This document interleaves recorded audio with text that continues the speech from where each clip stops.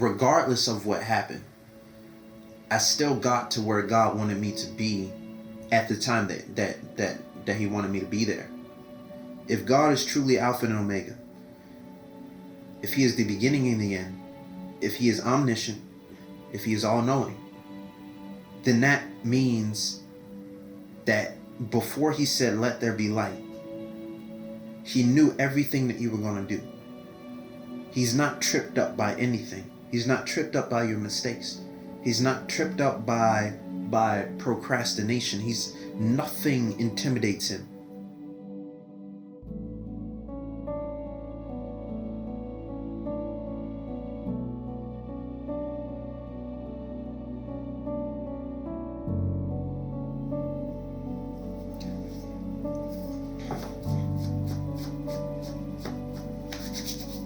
Hey guys.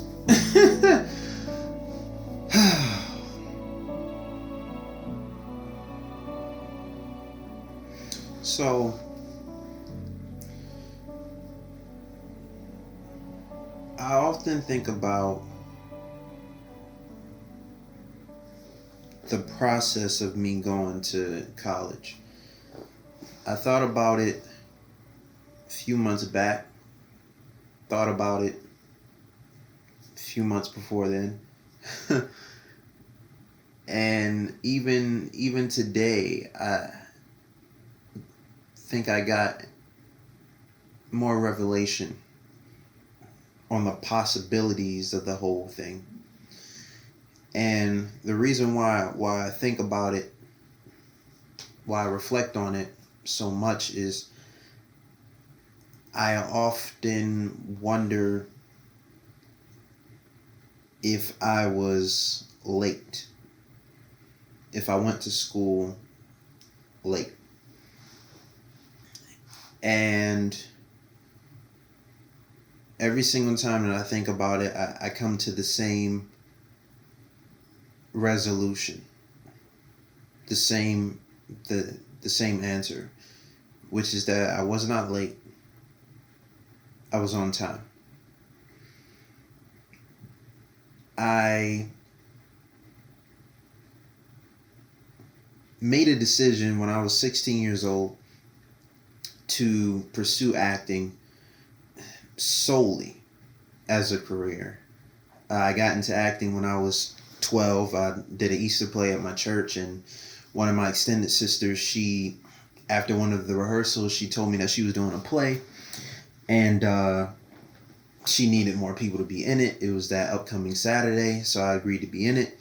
From there, I just continued on with her and did whatever play that she was doing, whatever role that she wanted to put me in.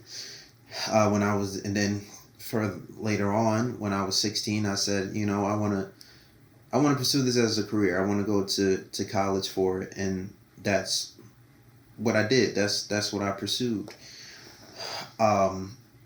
Around my early senior year, I was not a person that applied for 50 colleges.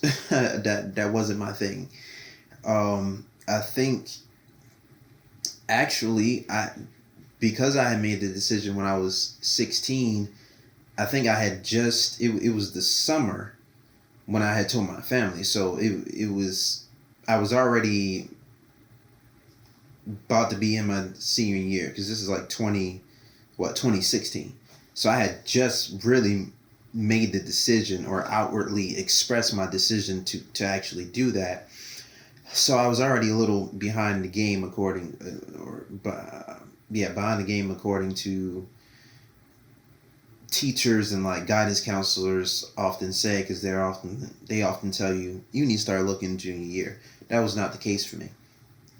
I made a decision on what I wanted to do, and I was happy about that. So I applied for 3 schools total. First school was DePaul University, which is in Chicago. It's funny because I'm in Chicago now, but I didn't go there. I auditioned for the school with a monologue that I didn't write until I was on the bus headed to New York to to audition, because that's where they were doing our auditions, or that's the closest audition space that they had to where I was, because I was in Philly. So I wrote the monologue on the bus headed there. Didn't have time to rehearse the thing. Could hardly remember the lines. The only reason why I remembered a majority of the lines was because I wrote it. And not only did I write it, I wrote it not too long ago. Didn't get into that school. Didn't even make it past the first phase of auditions. But the thing about that, though, thinking about it right now, is when I was auditioning for it, it didn't feel right. The environment, the atmosphere, it didn't feel like what I know now to be grace, what I know now to be peace. So glad I didn't get that. Then I applied for two other schools, West Virginia University and AMDA College. So West Virginia, the thing was with that, they had a performing arts program. They had a baseball team, and I was playing baseball in high school, so I was interested in doing that in college. And their tuition was mad low. That's the reasons that I had for applying for that school. And I got in with AMDA. They were very. It just kind of came from left field, I want to say, but not really.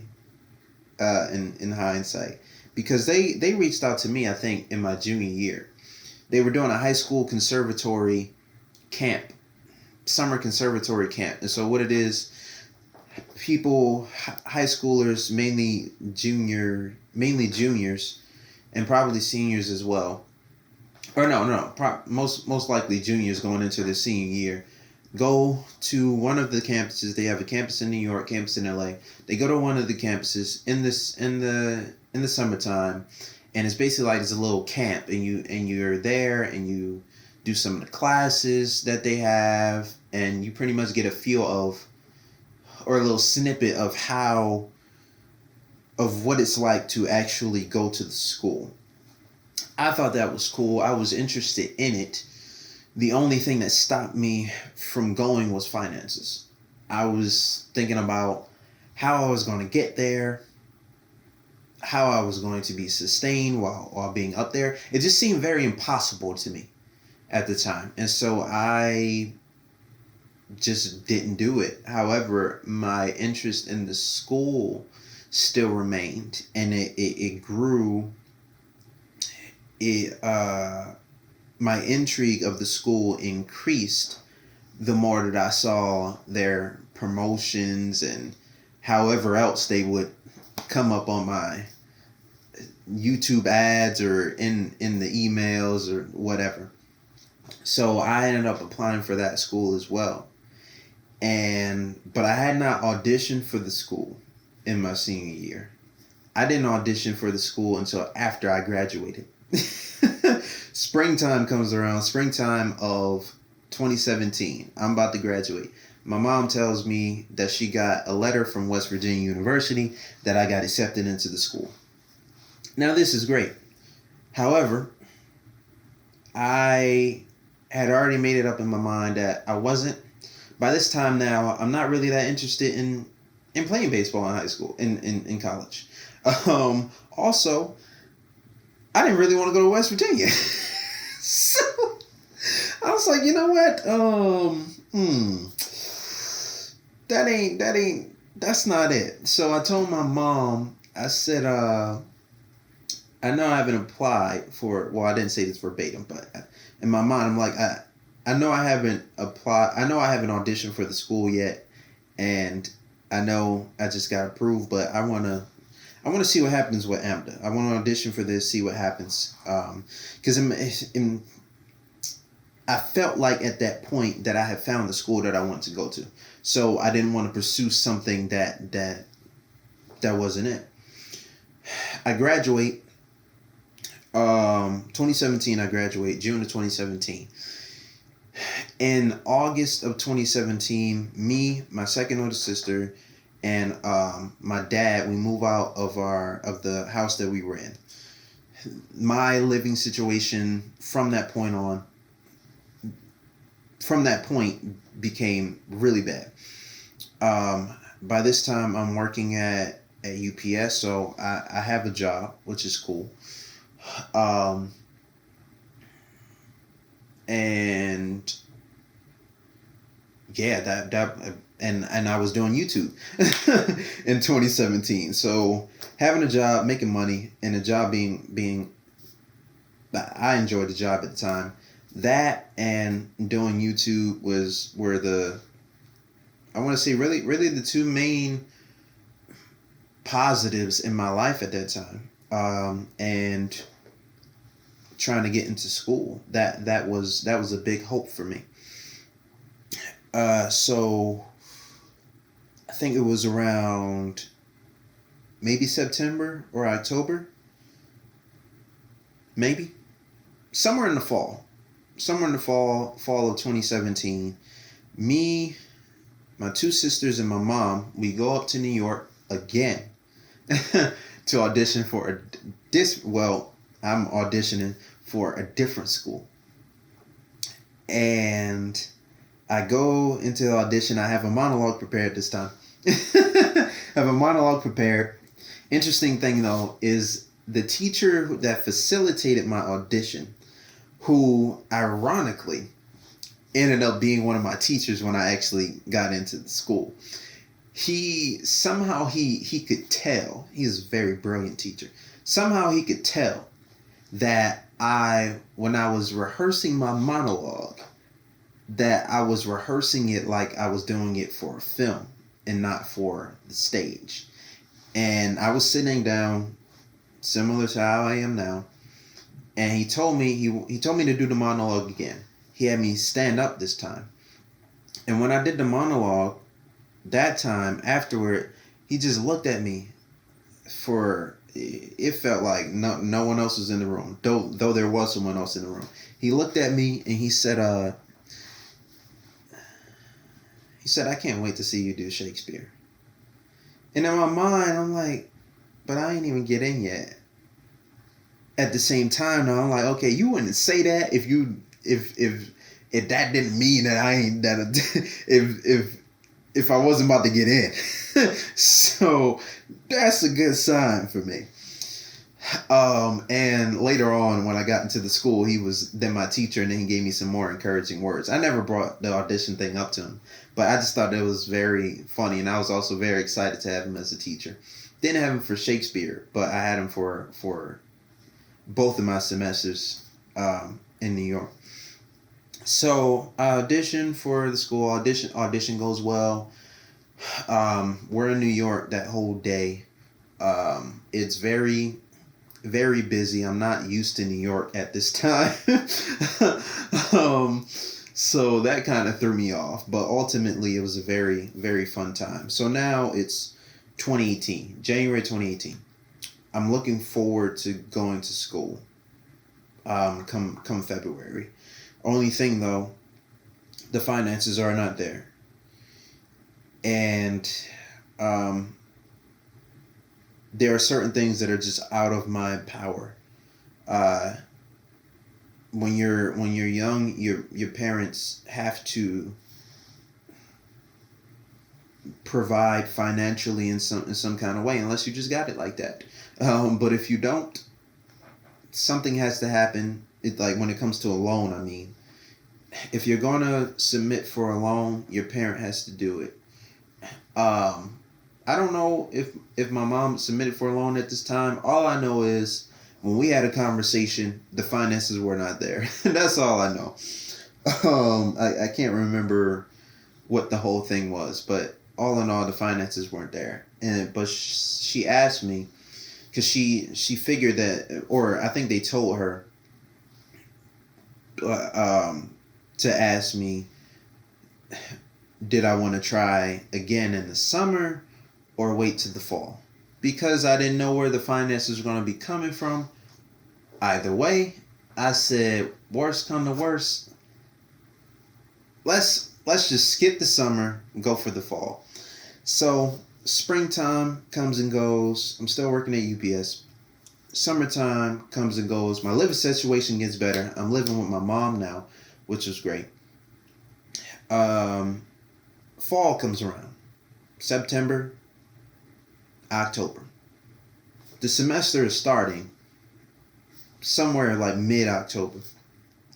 And got a little cold in here. Hold on. Put this heat on. Um, I don't know where this money is coming from.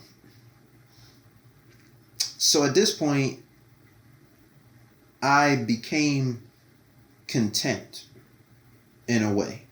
I was just like, I'm gonna just continue to work at UPS, stack my money up, which I haven't been doing. Um, and they told me that if I tried to do it in January, I have to go back up to New York, audition again. I said, you know what? Let me just work at UPS, stack my money up. I'll audition for the thing again. The man already told me I can't wait to see you do Shakespeare. I already got approved. I got accepted for the school, into the school. Surely I can get accepted again. This was my plan. God had a different plan. It's October, right? Few days before the semester is about to start. And we had submitted for a loan. And we got approved for the loan. I'm thankful. I'm grateful for this. I'm excited now. But at the same time, I'm scared. Because I have no money saved up. Food is a thing. Laundry is a thing.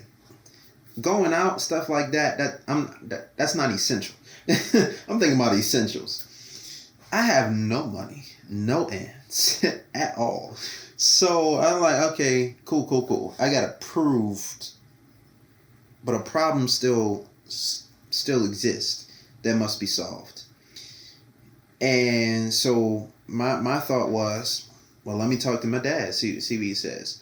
Now, this may seem to some like an obvious thing, but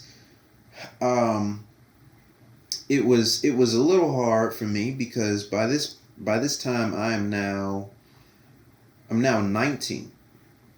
I had not been living with my dad for a year at this point. So asking him to provide financially is not really the easiest of things. It's also not a requirement for him to do so at this point. But thankfully, when I asked him, he agreed to do so. So that was the last piece of the puzzle for me. 4 or 5 days later, I was in New York.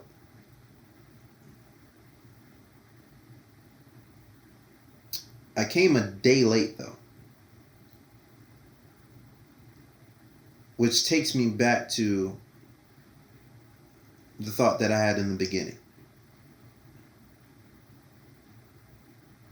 Was I late? When it came to college, was I late?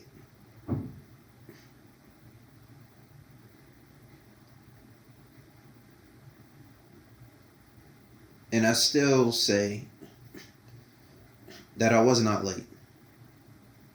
I was on time. I think that there are a few factors, a few things that happened that could have went differently. When it comes to the finances, at the end of the day, it was a loan that got me in. Now I can't remember if we did a loan in January. If we did, that means that it didn't get approved. If we didn't, that means we didn't do it.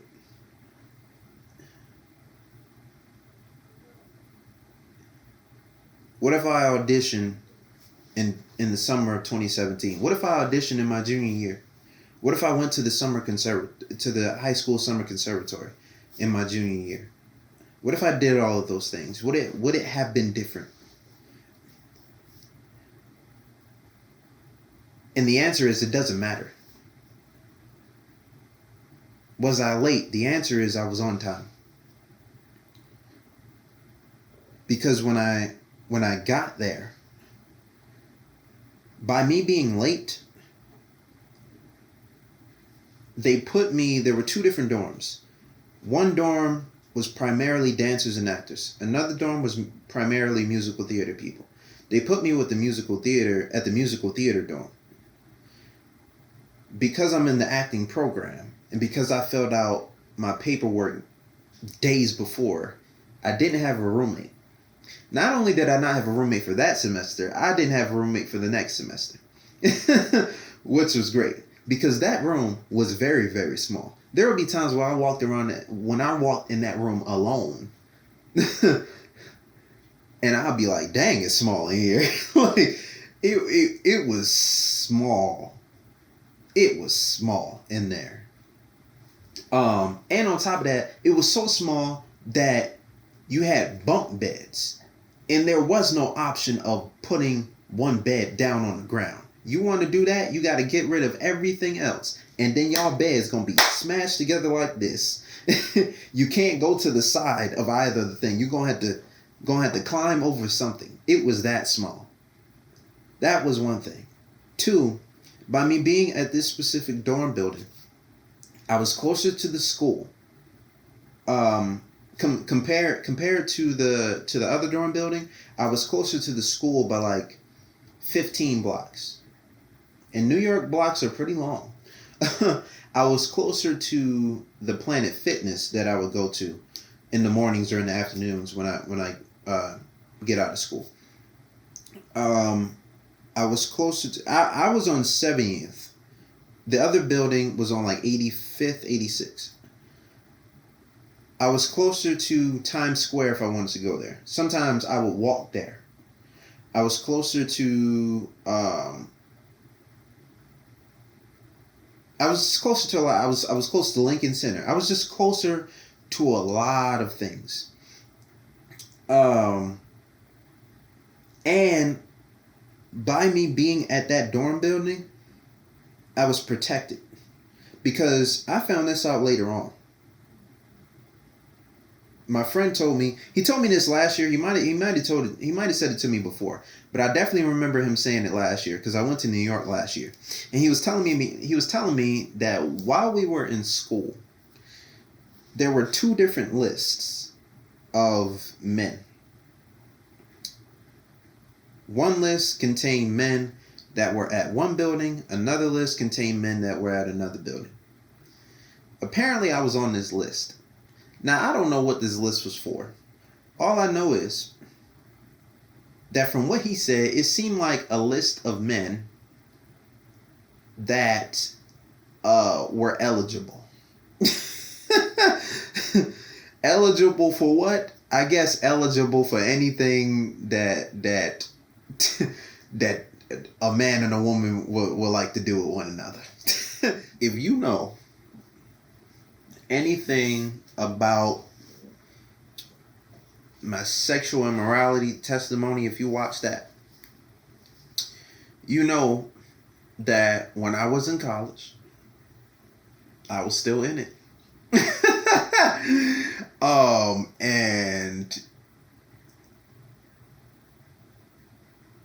if I knew about this list, or if the musical theater women knew who I was, if I was in their program and they knew who I was, they recognized my face,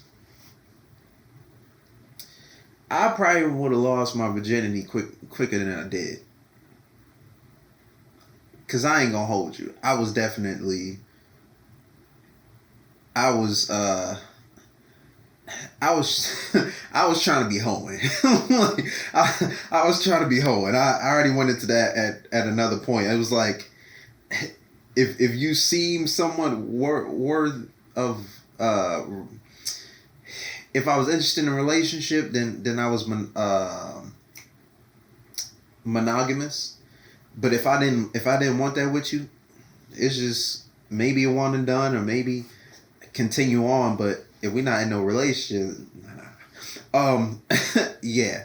So God really, he protected me in that time, at that time, because he knew, he knew that I was trying to get with it. Yeah, and also when I started my first semester, in my first semester, I made a friend that I still have to this day, and we've been going on. It's been 5 years, going on 6 that we've been friends. Not only that, there was a time before I transitioned to Chicago that we were actually roommates, and I'll get into that in another story. I think it might be the third or fourth story in this series or this season. Um, we were roommates, and there was a friend that I made. We met in our second semester. We started at the same time. We're still friends to this day. There was a friend that I made when I went out to LA. We met in my third semester, and we are friends to this day. And I'll get more into that, into some of those details in another story. But I list those three relationships because I know their story. I know how they got to the school, and I know how I got to the school. And when I think about their path and my path, and the years and doing the math and all of that, it lets me know that along with the protection that I had, and the advantages that I had of being in the dorm building that I was in, it lets me know that regardless of what happened, I still got to where God wanted me to be at the time that he wanted me to be there. And there's so many of us that are thinking, that get so fixated on whether or not you're late. And what I say to that is, if God is truly Alpha and Omega, if he is the beginning and the end, if he is omniscient or omniscience, as some people say, if he is all-knowing, then that means that before he said, "Let there be light," he wrote your life down. He knew everything that you were going to do. He's not tripped up by anything. He's not tripped up by your mistakes. He's not tripped up by procrastination. Nothing intimidates him. So before he brought anything into the world, before light was, before the Garden of Eden, before Adam and Eve, before all of that, he knew all of these things. And he factored it in. And he said, okay, he gonna do this, she gonna do this. And regardless of that, I'm still gonna get them to where I want them to be, when I want them to be there.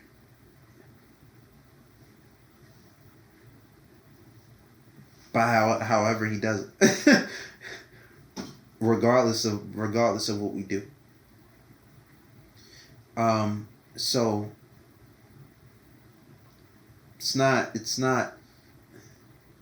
it doesn't matter the lateness. That crap don't matter, bro. Doesn't matter. Because I don't want to say that you can never be late. I do think that you can miss an opportunity. And I also know that because God is so merciful, and because he really wants you to have it, he will present the opportunity again. Here's the thing though. This time, if you are truly late, if you miss the opportunity, this time, prepare for it. Don't even ask God to send it again before. And if you ain't never say, God, show me how to prepare for it. Because if He sent it again, well, you may miss it again. You may mess up again. So before you say, God, send it again, say, God, prepare me for it. Because the thing is, let's say I was late. Let's say I could have went earlier. I know for a fact that in 2018, I was way more disciplined than I was in 2017. I told you about DePaul. My monologue, I wrote it. I had no kind of writing wasn't a craft for me at that point. I wasn't writing scripts. I wrote a monologue. Not only did I write it, I also wrote it on a bus. On the bus there. I didn't rehearse that long. I didn't really have much discipline in that area. I wasn't taking it seriously. But when I went through all that I went through and got to school, you know what I did? Took it seriously. I was playing video games on my phone. I shut that down. I wasn't, if I missed the opportunity before, best believe I wasn't going to miss it again. I wasn't about to fail. I wasn't about to go back to Philly. I wasn't about to go back to a former season. I was not going back. That was not going to happen. And not only was I not going back, I wasn't going to let myself down. It wasn't about anyone else. I wasn't going to let myself down. And I wasn't going to miss out on purpose. I wasn't going to get back into a place of into a state of depression. So I tapped into purpose because I did that before. In 2017, 2017 to 2018, I was doing YouTube videos and I enjoyed it. And the camera that I was using broke. So I wasn't doing videos. And I got depressed because of it. And then I made enough money to get a camera. And so in January of 2018, I started making videos again. That then got me out of depression, which let me know that one of the reasons why people are depressed is because they feel like they have no purpose. And the reason why they feel like that is because they have not tapped into purpose. And because I went through a phase of depression before, because I was not tapped into purpose, now purpose has presented itself in abundance, in a concentrated manner. So I was going to take all the joy that purpose can give me. I was going to take it all by doing everything that I needed to do and doing it well.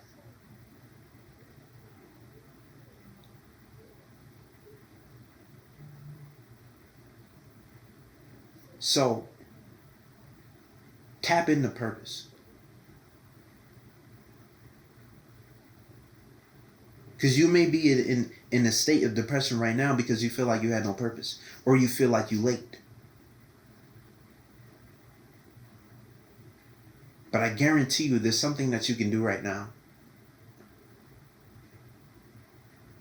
And for the people who feel like they're late, but you really haven't missed an opportunity, you're just impatient. You're impatient. And the reason why you're impatient is because you are waiting on God but not preparing. It's a term that's called passive. You're waiting passively. instead of actively waiting. You're waiting and you're just thinking about all the things that are going to happen. And you're letting this season of preparation pass you by, when really you should be actively waiting by preparing for what God is about to bring you into. And when you actively wait, you're leaning into purpose and into productivity. So you're not just waiting for the day to pass you by, which can put you into a state of depression as well. You're taking every day for what it is. You're seeing every day as purposeful. So that when you get to the promise that God has for you, you'll be prepared for it. And you won't be, you'll go into it with a greater level of execution, and you'll do things with excellence because of your preparation. So I thank God for that year of some change that I wasn't in school, because it caused me to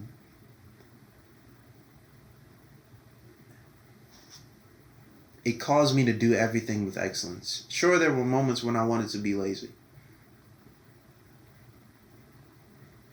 but there weren't a lot of those.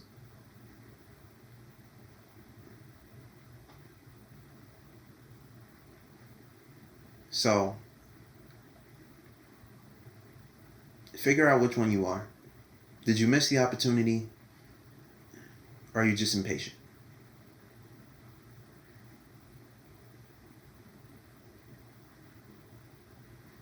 And regardless of which one it is, it's still the same: prepare. And when the opportunity comes, or if it comes again, seize it. And you'll see, God will show you. God will show you that you ain't miss a beat. You ain't miss a beat. He's going to show you just how on time you are, because the grace will be there. And when I say the grace, I mean the peace that is there, the blessings that are there, the irrefutable blessings that are there. It's going to show you. You're on time. You're still on time.